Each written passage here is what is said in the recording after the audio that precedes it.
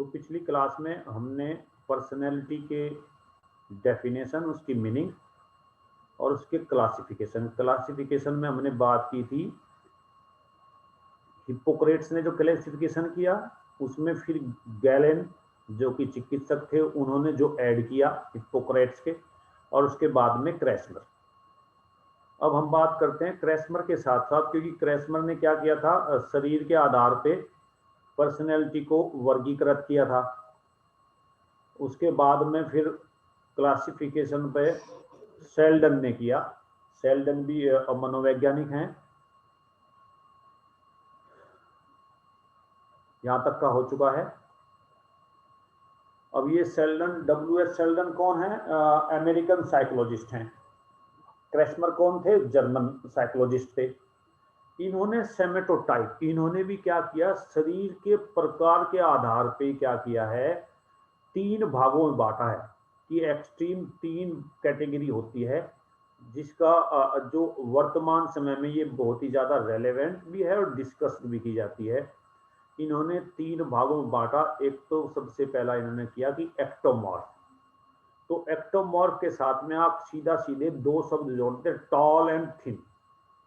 अगर tall and thin जोड़ दिए तो बाकी सारी क्वालिटी अपने आप याद हो जाएगी। आप देखेंगे जो व्यक्ति टॉल और थिन होता है तो उसके अपने आप ही लंबी पतली भुजाएं, लंबी पतली पैर, तभी वो उसकी हाइट होगी। ठीक इसी प्रकार से जब वो लंबा होता है तो उसका चेहरा भी हमेशा पतला ही मिलेगा। उसकी जो फॉरहेड है, शोल्डर है, वे नैरो मिलेंगे। लंबे आदमी को आपने देखा होगा पेट भी कम मिलेगा। तो ये सारी क्या क्वालिटी, एक्टोमॉर्फ की क्वालिटी। और एक्टोमॉर्फ की एक क्वालिटी और होती है, जो क्योंकि उसकी जेनेटिक स्ट्रक्चर ऐसी होती है कि आप उसको खूब फीड करें, खूब खिलाएं, तो भी वेट बढ़ने की संभावना बहुत ही कम होती है।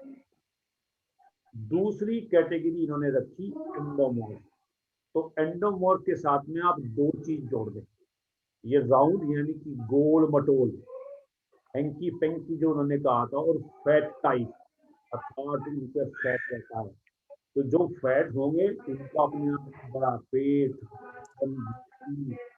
गोल, और उंगलियां भी बल्कि मोटी, हाथ पैर छोटे।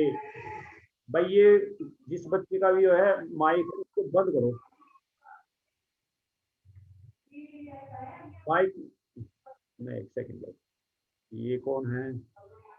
बंद करो इसको। AE20AE। तो एंडोमॉर्फ के साथ में आपको क्या जोड़ देना, राउंड फैट टाइप। तो अपने आप ही आपकी स्ट्रक्चर है, इनको आप अपने शब्दों में व्याख्या कर सकते हैं और समझ भी सकते हैं कि इस टाइप का प्रश्न पूछा जाता है। और जो थर्ड कैटेगरी है मीजोमॉर्फ, इसके सामने चाहे एथलेटिक लिख दो या मस्कुलर टाइप लिख दो। तो इसकी जो बॉडी बिल्ड है मस्कुलर बिल्ड है, neither tall, neither should, neither thick, neither thin. तो इनके बीच की स्थिति है, मस्कुलर होते हैं जो लोग, उनको किस कैटेगरी में रखा? शेल्डन ने मीजोमॉर्फ कैटेगरी में रखा। इन तीनों कैटेगरी में अगर देखें तो ये संभव ही नहीं होता कि प्रत्येक व्यक्ति प्योरली एक्टोमॉर्फ हो या प्योरली एंडोमॉर्फ हो। बहुत कम लोग मिलेंगे। मध्य वाले या मीजोमॉर्फ के नजदीक के वाले लोग ज्यादा मिलते हैं। ये इनको एक चित्र के माध्यम से देखो समझ सकते हैं। एक्टोमॉर्फ अपने आप ही पतले हैं, पेट भी पतला है, लंबा है, गर्दन भी, हड्डियां दिखाई दे रही हैं। इसके हर जगह फैट दिखाई दे रहा है, चाहे वो चेहरे पे देखो, चाहे आप पेट पे देखो, पैरों पे देखो।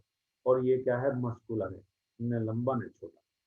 तो इसके आधार पर उन्होंने 3 कैटेगरी में बांटा था, जिनको कहते हैं सेमेटोटाइप। सेमेटो यहाँ पे क्या है? शरीर के आधार पर वर्गीकरण। और शरीर के आधार पर वर्गीकरण किसने किया है? क्रेसमर ने भी किया है। परंतु उसके साथ साथ उसकी मनोवैज्ञानिक क्वालिटी भी उन्होंने चर्चा की।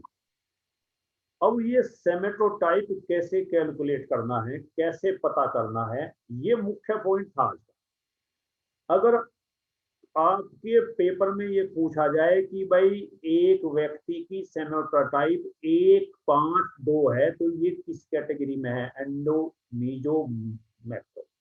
तो इसका उत्तर जब आप ये फॉर्मूला याद कर लेंगे तो कभी नहीं भूलेंगे।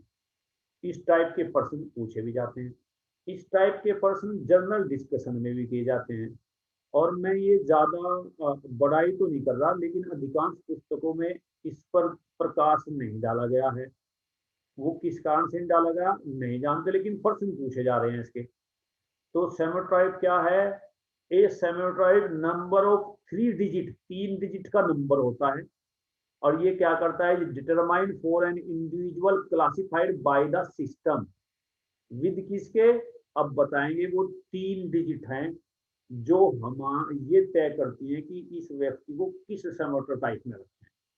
तो उसकी 3 डिजिट में आपको क्या याद रखना है? जो फर्स्ट डिजिट है, it's refer to the endomorph. First digit का मतलब जो पहले वार स्थान पे रखी गई है, जिसे हिंदी में कहेंगे इकाई स्थान पे जो आएगी। ठीक है, इकाई सॉरी, जो आपके लेफ्ट हैंड पे जब जैसे आप पढ़ेंगे 215, तो यानी कि टू कौन है? जो पहले नंबर पे रखी गई है, वो किसको रेफर करती है? एंडोमॉर्फ पे। अर्थात उसका जो मूल्य है वो किसको व्यक्त करेगा? एंडोमॉर्फ को। जो सेकंड नंबर की डिजिट है, यानी कि जो बीच में जो डिजिट है, वो किसको रिप्रेजेंट करती है? मीजोमॉर्फ को। यानी कि उसकी वैल्यू बताएगी कि मीजोमॉर्फिक कितने क्वालिटी है इसके अंदर। और जो थर्ड क्वालिटी है वह है एक्टोमॉर्फ, जो तीसरे नंबर की डिजिट है। यानी कि उस डिजिट का वैल्यू बताएगी कि ये इसमें कितना अंश एक्टोमॉर्फ है, या हाउ ही इज एक्टोमॉर्फिक, उसमें कितना है। ठीक है, यहां तक का समझ में आ गया? कोई एक बोलो। सेमेटोटाइप का पता करना, 3 डिजिट होती हैं। जो पहले नंबर की डिजिट है उसको किससे संबंध है? एंडोमॉर्फ से। बीच वाली से मीजोमॉर्फ, और जो तीसरे नंबर पे है उसको कहते हैं एक्टोमॉर्फ। अब जैसे कैसे पता लगे? How we know that in which category we are और यू आर, किस कैटेगरी में है? तो each digit on a scale of 1 to 7, तो जो मैंने बताया, पहले वाली कैटेगरी का भी 1 से 7 तक मूल्य होता है, बीच वाली कैटेगरी का भी 1 से 7 तक मूल्य है, तीसरी वाली कैटेगरी का भी 1 से 7 तक वैल्यू है। तो यदि आपसे मैं प्रश्न पूछता हूं, प्रश्न का उत्तर देगा इस समय, चलो विकास आपसे ही है ये प्रश्न बताना, उसके बाद माइक को बंद कर देना। 711 है मूल्य, 711 मूल्य है, तो ये किस कैटेगरी में आएगा? बताओ। 711 मूल्य है इसका, ये किस कैटेगरी में आएगा? एंडोमॉर्फ, एक्टोमॉर्फ की मीजोमॉर्फ? नहीं बता पा रहे? पिछले वाली स्लाइड पे चलते हैं, वहां उत्तर मिलेगा इसका। सर आवाज नहीं आ रही सर। अब आ रही? आवाज नहीं आ रही मेरी? ऐसा कैसे हो जाएगा? बाकी बच्चों को आ रही है? सर रेंज की प्रॉब्लम है सर, बात करने लग रही सर आप।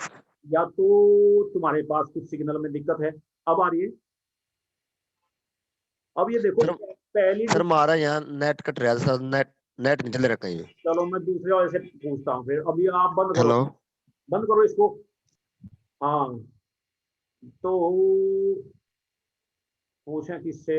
चलो राजिंदर, नहीं राजिंदर भी रास्ते में है। राजीव सर को, आपकी आवाज क्लियर नहीं है। राजीव मेरी आ रही? राजीव। हेलो। हाँ, हेलो सर, आवाज की क्लियर नहीं आ रही सर आपकी। आवाज क्लियर नहीं आ रही है यार? ये अनम्यूट, अनम्यूट करो सभी लोग पहले। एक दो, ठीक है। आप ये बताओ, पहली डिजिट किसका मूल्य है? इंडोमॉर्फ, ये आ रहा समझ में? दूसरी जो बीच वाली है वो मीजोमॉर्फ को रिप्रेजेंट करती है, और तीसरी जो वैल्यू है वो एक्टोमॉर्फ को रिप्रेजेंट करती है। तो हमने यहाँ पर 3 उदाहरण लिए, एक मूल्य रखा 711। मेरा प्रश्न है कि ये किस कैटेगरी में आएगा? हमने बताया कि प्रत्येक कैटेगरी के लिए 1 से लेकर के 7 तक अंक होते हैं। एक क्या है उसकी मिनिमम वैल्यू, 7 क्या है उसकी मैक्सिमम वैल्यू। तो पहले नंबर की जो वैल्यू है वो क्या है? एंडोमॉर्फ को रिप्रेजेंट करती है। तो यानी कि ये 7 क्या है? मैक्सिमम है। और दूसरे जो 2 गुण हैं वे अपने मिनिमम लेवल पे हैं, मीजोमॉर्फ और मैक्सोमॉर्फ। तो ये पर्सनैलिटी कहाँ जाएगी? इंडोमॉर्फ में। ठीक है। अब दूसरी पर्सनैलिटी, अगर इसका मूल्य हो 171, तो पहले वाली जो पर्सनैलिटी की वैल्यू है एंडोमॉर्फ के क्वालिटी की, वो क्या है, 1 है, यानी कि अपनी मिनिमम वैल्यू पे है। लेकिन मेसोमॉर्फिक क्वालिटी कितनी, 7 है, वैल्यू कौन सी, हाईएस्ट लेवल वैल्यू है। और एक्टोमॉर्फ वाली कितनी है, 1। तो ये पर्सनैलिटी क्या हुई, मेसोमॉर्फिक हुई। अब अगर बात करें तीसरा मूल्य 117, तो यानी कि ये कैसी पर्सनैलिटी है, इंडोमॉर्फ वाली क्वालिटी की जो वैल्यूज है वो क्या है, मिनिमम लेवल पे है। मेसोमॉर्फिक की जो वैल्यूज है वो भी मिनिमम लेवल पे है। और एक्टोमॉर्फ की जो वैल्यू है वो क्या है, अपनी मैक्सिमम लेवल पे। तो these personality comes under ectomorph personality. यहां तक का समझ में आया। लेकिन ये बहुत ही कम केस में संभव होता है कि प्योरली कोई इंडोमॉर्फिक हो, प्योरली कोई मेसोमॉर्फिक हो और प्योरली कोई एक्टोमॉर्फ हो।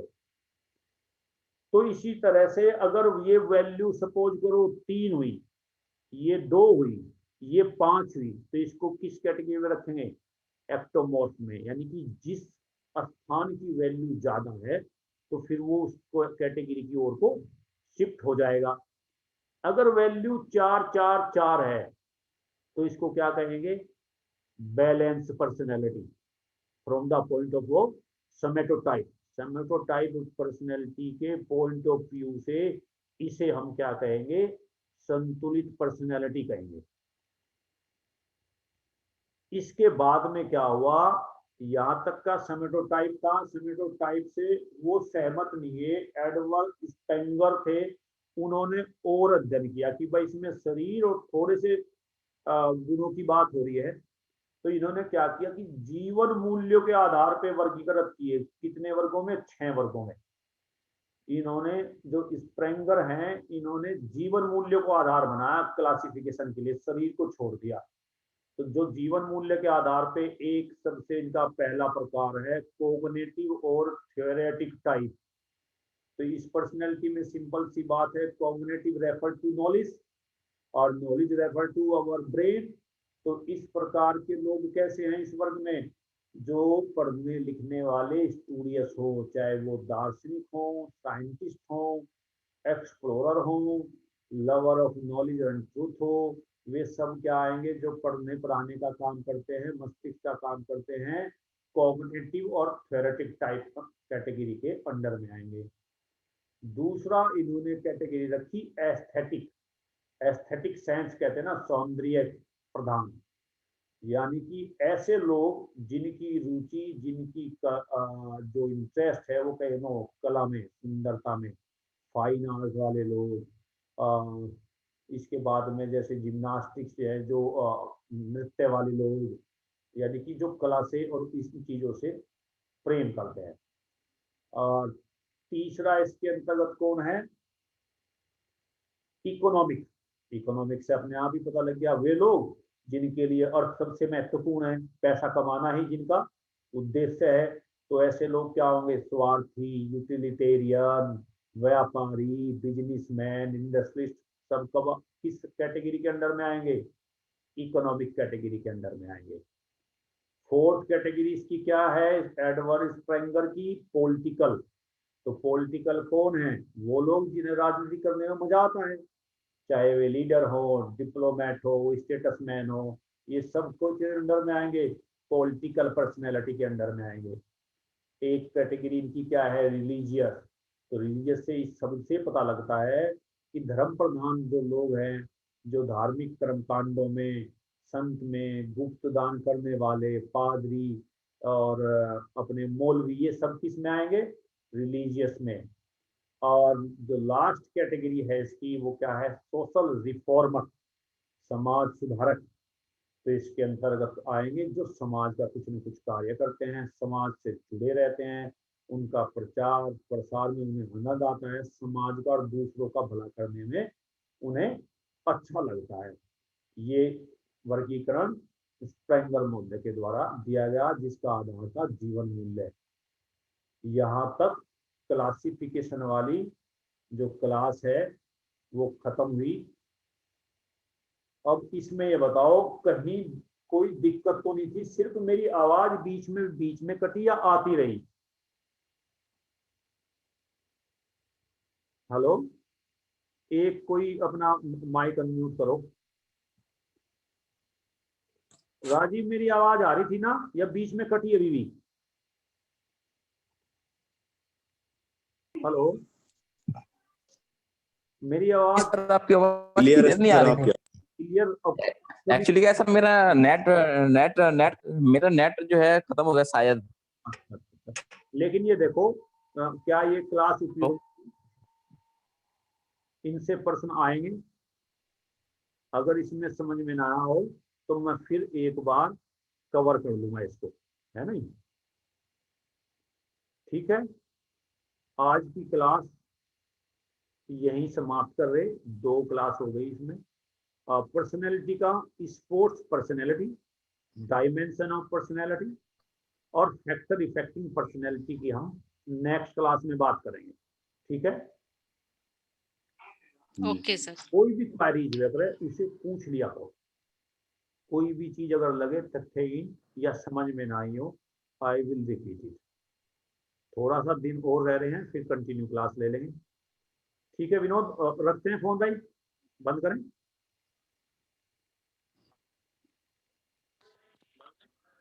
जी, ओके भाई, बाय।